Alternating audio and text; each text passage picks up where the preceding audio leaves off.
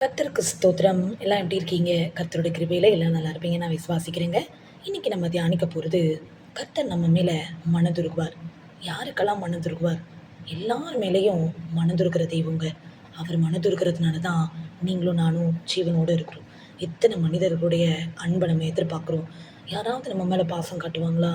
யாருக்குன்னா நம்ம மேல கொஞ்சமாவது இரக்கம் இருக்கா? அப்படிலாம் நம்ம நெறைய நேரத்துல கஷ்டப்படுறோம், வேதனைப்படுறோம். ஆனா, நம்ம மேல மனதுருக நம்ம ஆண்டவராகிய இயேசு கிறிஸ்து இருக்காருங்க. இத குறிச்சும் கவலைப்படாதீங்க. இந்த வார்த்தைய கேட்கிற உங்களுடைய வாழ்க்கையில நிச்சயமா தேவன் மனதுருக அவர் வல்லவரா இருக்கிறார். நம்ம முதல்ல தியானிப்போம். முதல்ல ஒரு தாய்க்கு ஒரு கைம்பெண்ணாகிய ஒரு பெண்ணுக்கு கர்த்தர் மனதுருகிறார். எல்லாருக்கும் தெரிஞ்சது தான். லூக்கா 7ஆம் அதிகாரத்துல 12ஆம் வசனம். அவர் நாயின் ஊருக்கு செல்லும்போது, அங்க பார்த்தீங்கன்னா, ஒரு மரித்து போன ஒருவன அடக்கம் பண்ணும்படி கொண்டு போறாங்க. அந்த இடத்துல அவன் தன் தாய்க்கு ஒரே மகனா இருக்கிறான். பாருங்க, அவளோ கைம்பெண்ணா இருக்கிறாள். விதவையா, ஒரு சின்ன வயதிலேயே கணவனை இழந்த ஒரு பெண்ணா அவங்க இருக்கிறாங்க. இருக்கிற ஒரு சொந்தமும் அந்த பிள்ளை தான். அந்த பிள்ளையும் மரித்து போகுது. அப்ப அந்த தாய்க்கு எவ்வளோ வேதனை இருக்கும்லங்க. கண்டிப்பா ஒரு தாயோடைய அன்பு தேவனுக்கு பல மடங்கு தெரியும். அதனால தான் ஒருவனை அவன் தாய் தேற்றுவது போல நான் உன்னை தேற்றுவேன்னு சொல்றார். அந்த மனதுருகிற தேவன் என்ன செய்தார் தெரியுமா? பாருங்க, கீழே வெகு ஜனங்கள் அவங்களோட கூட இருந்தாங்க. அப்ப 13ஆம் வசனத்துல கர்த்தர் அவளை பார்த்து அவள் மேல் மனதுருகி அழாதே என்று சொல்லி கிட்ட வந்து பாடையை தொட்டார். அதை சுமந்தவர்கள் அப்படியே நின்னுட்டாங்க. நின்னு அப்பொழுது அவர் வாலிபனே எழுந்திரு என்று உனக்கு சொல்லுகிறேன்னு சொல்லி ஒரே ஒரு வார்த்தை தாங்க. அவர் எப்படிப்பட்ட மனதுருகிற தெய்வம் பார்த்தீங்களா? ஒரு பெண் அழுறத, இருக்கிற ஒரு சொந்தமும் இழந்துட்டோமேன்ற அந்த வேதனையில அந்த பெண் இருக்கிறத கர்த்தர் அறிந்தார். அறிந்த அந்த தேவன் சும்மா இருப்பாராங்க? வியாகுலப்படும்போது, வேதனைப்படும்போது பார்த்துட்டு சும்மா இருக்கிறதுக்கு அவர் என்ன மனுஷனா? நிச்சயமாங்க. அவர் எல்லாவற்றையும் ஆளுகிற தெய்வம், எல்லாவற்றையும் அறிந்த தேவன். அந்த தேவனுக்கு தெரியாதா? பாருங்க, அந்த மகன் சொன்ன காரியம் அந்த ஒரு செகண்ட்ல பாருங்க, பாடையை தொட்டு அந்த ஒரு நேரத்துல எழுந்துருன்னு சொன்ன அந்த ஒரு நேரத்துல 15ஆம் வசனத்துல மரித்தவன் எழுந்து உட்கார்ந்து பேசத் தொடங்கினான். அவனை அவன் தாயினிடத்தில் ஒப்புவித்தார். அதாங்க நம்முடைய தேவன். நம்முடைய வேதனைகளை மாற்ற, நம்ம சூழ்நிலைகளை மாற்ற நம்ம இயேசுவால கொடுங்க.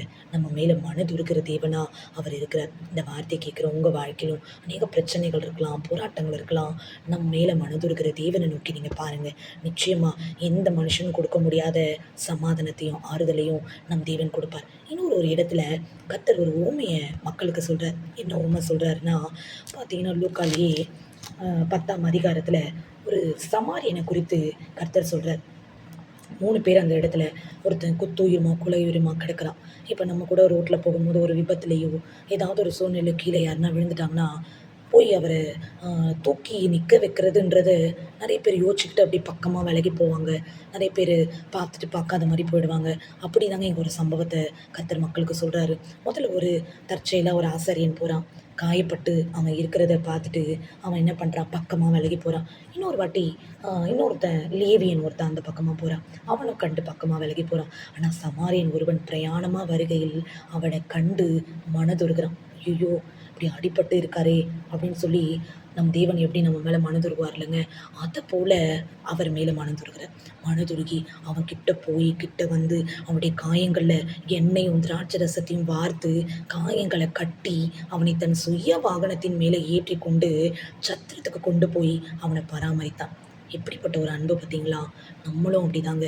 கிறிஸ்துவாகிய அதாவது நம்ம இயேசுப்பா நம்ம மேல வச்ச அன்ப விட அதிகமான அன்ப நாம பிறருக்கு கொடுக்கணுங்க. அதனால தான் ஆண்டவர் கட்டளையில முதல் கட்டளையே சொல்லிட்டார். "உன்னிடத்தில் நீ அன்பு கூறுகிறது போல பிறனிடத்திலும் அன்பு கூறுவாயாகன்னு."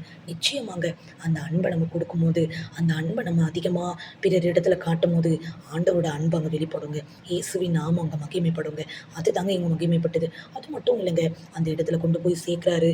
ஒருவேளை இவனுக்கு ஏதாவது நான் இப்போதைக்கு நான் போறேன். நான் போயிட்டு திரும்ப வரேன்.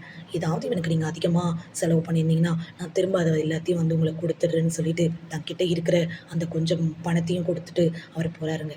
இப்படிப்பட்ட இரக்க குணம் தான் நம்ம ஆண்டவருடைய பிள்ளைகளாகிய நமக்குள்ள இருக்கணும்னு தாங்க ஆண்டவர் விரும்புறார். அவர் எப்படி நம்ம மேல மனதுருகுறாரோ, நம்மளும் பிறர் மேல மனதுருகணுங்க.